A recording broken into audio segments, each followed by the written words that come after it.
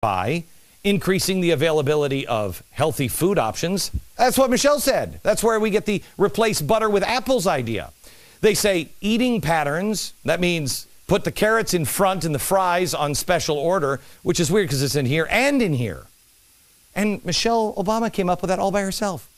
Cultural attitudes around body weight and collecting data on kids' BMI for the preventative reasons. So in other words, they're saying make sure every kid gets BMI. Get their BMI. This weird because Michelle says she started to fight childhood obesity because her doctor told her that her kids were out of balance and needed their BMI checked. Coincidentally, these guys all say the same thing.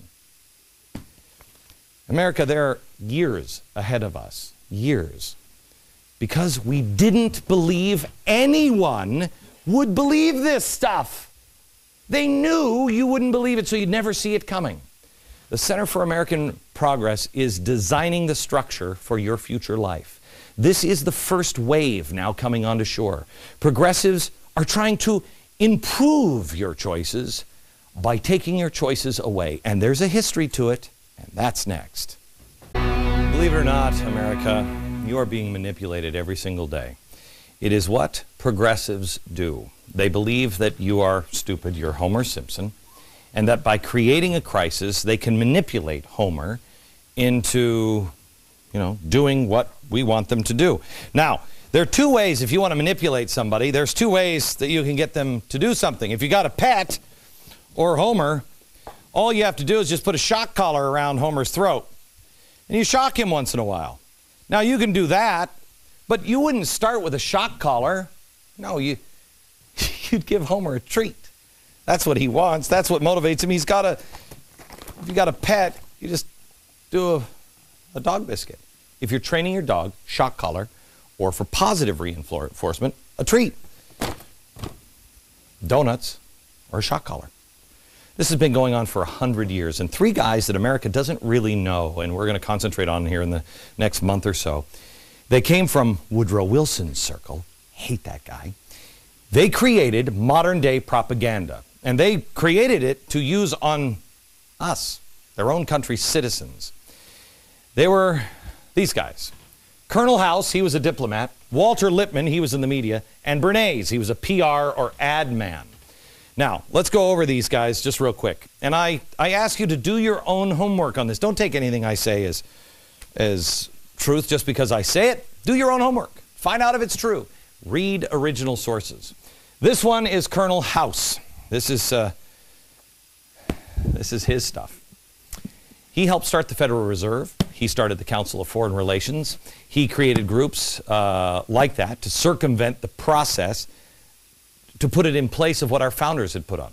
House said that the Federal Reserve, quote, would give stability and take away the power. He says, quote, I am suggesting that the central board be increased from 4 members to 5 and their terms be lengthened from 8 to 10 years. This would give stability and would take away the power of a president to change the personnel of the board during the single term in office. So he wanted to circumvent the system. Now, these all were foreign ideas at his time. Walter Lippmann, who's a really spooky dude, every journalist studies and admire him. They love Walter Lippmann. Read his own words. Read, this one is The Phantom Public. He believed that people just needed to be told what to do. We needed benevolent administrators. Well, this was this guy's administration. That's what he did best. Well, he just thought if we just made them do things. In this book, Lippmann, he says the answer is eugenics, another really spooky idea. Now, Colonel House wrote Philip Drew, administrator. Lippmann said, well, we could get to the administration through eugenics, which was an American idea. It ended in Germany in the Holocaust, so it was discredited. But they came up with another idea instead of just eugenics. They added a third guy to the mix. This guy, Edward Bernays. This guy was very, very open about his intent to manipulate people. He was the Cass Sunstein of his time. Shock collars and treats for stupid people. You don't need to breed it out of them. You don't need to kill them. You just shock, collar, and treat them into the behavior you want. Just like the other guys, he believed in administration and big government and everything else, but just not through eugenics. He said the best way to manipulate was to make an idea seem like it was their idea. Anybody see the new movie out? What is it called? With the dream? Inception? You've seen that one? Yeah. Kind of Bernays. Just make it seem like it's their idea. For instance, Bernays sold pianos, but he didn't say, come on out and buy a piano. No. He said, if, for instance, I want to sell pianos, it is not sufficient to blanket the country with a direct appeal, such as buy a Mozart piano now. It's cheap. It's the best artists, and they all use them. It'll last for years. No. Instead, he sold the idea of every home having a music room where the owner would buy a piano because it's culture, it's good. He created hype around these music rooms by organizing an exhibition of period music rooms by well-known designers. He'd decorate the rooms with rare and valuable tapestries, stage an event or a ceremony where he'd invite key people like a famous violinist or a popular artist or society leader. Pretty soon, everybody's like, man, I gotta have a piano. Well, guess who's there to sell a piano? It's sort of like you pass health care, but it's wildly unpopular because 84% of Americans are happy with their current health care programs. What do? You tell them that 30 million people are dying out in the streets in the country and evil doctors are cutting people's feet off or, taking out kids' tonsils that don't need to be taken out just for extra money for themselves. But see, in his day, no one was screaming conspiracy theory. The charge of conspiracy theory is, however, from this dynamic duo, the progressive left. And now it's being used as an art form. Propaganda, done by these really evil guys, propaganda, and the charge of conspiracy theories. I don't have to go back to the dusty Woodrow Wilson or FDR era. I'll show you the words of Cass Sunstein next. So, progressives have been manipulating the American people for over 100 years, and it all started with Woodrow Wilson. Propagandists, Colonel House, Walter Lippmann, and Edward Bernays. When Americans became aware of how they were being manipulated, they rejected it, and they got away from it as fast as they could. But this manipulation is what's happening again today, and they are counting on you not seeing it. All they need is time to get the framework into place. Now, there's an established trick that they use. Let's go back to Cass Sunstein for a minute. The trick is, when the progressive agenda is exposed, you immediately call it a conspiracy theory, and no one believes them. Do you know where the Kenya conspiracy theory came from? Do you know where that he was born in Kenya? Hillary Clinton's camp. All right, so when a conspiracy, when something comes out, anything, you immediately label it a conspiracy theory. That is a conspiracy theory. He was born in the United States, clear and simple. Now, Cass Sunstein wrote a paper on conspiracy theories, causes and cures, and in it, we've gone through it, he says the government can ban the theories, they might impose some tax on conspiracy theories, and the government might engage in counter-speech. But he goes on.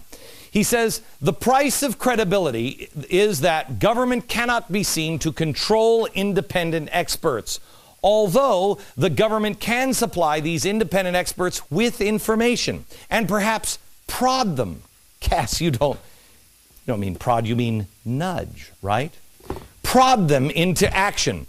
Too close of a connection will prove self-defeating if it is exposed. Of course, some conspiracy theories have turned out to be true. And under our definition, they do not cease to be conspiracy theories for that reason. So in other words, if they are true, they are still conspiracy theories. So what does that mean? Well, you have to discredit people by calling them a conspiracy theorist.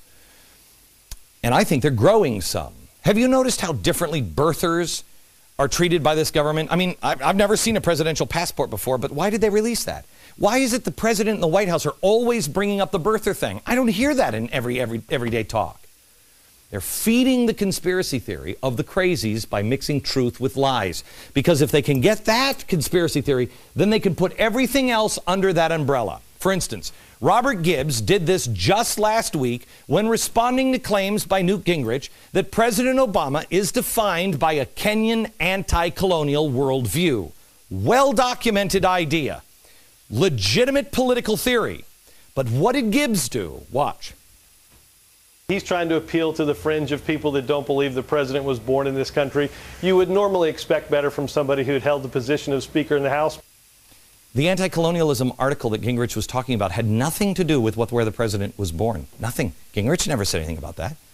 It had everything to do with what he had heard and learned growing up in Hawaii, which is America, and Indonesia. You see, they are masters at this form of misdirection and deception. And all they want to do is buy time. And they learned it from the very best, the monsters of the American past. The Bible says, by their fruits ye shall know them. Well, what are the fruits of the progressives? Well, both times when they couldn't get what they wanted, they had to create an emergency. The two times we've had giant progressive governments, Wilson and FDR. They couldn't get you on board. So when they showed you a beautiful music room and they couldn't get you to buy the piano, both times, big government progressives rounded people up, American citizens, put them into camps. Let us not forget those two black marks on our history came from progressive heroes, progressive Democratic presidents. Yes, the people who are champions of civil rights. They took homes, they took property, they took freedom, they took liberty from American citizens. I want to show you a marker in Missoula, Montana as a reminder. This marker is where one of those camps used to be. Here it is, if you can pull in here, Harry. We vowed to never forget. May this event be remembered. Why would we want to remember an event like this, that we round up Americans? Well, because the nudging begins. And then when we don't go where they say to go, they have to nudge a little harder, and then they begin to shove. Big government does that. And it's the same road we're traveling down now. Understand that big, gigantic government coupled with progressivism from the left or the right includes social justice always. Always it ends with one of these. May this event be remembered. Why? So we don't repeat the mistakes of the past. I've seen my critics say that I'm pushing big religion, and I'm not. I'm pushing faith because God is our answer. I'm going to do a show, though, however, that will drive the critics nuts because they'll never see this one coming. I'm going to show you why the coupling of big government and religion always ends horribly. That is on Friday. Till then, from New York, good night, America.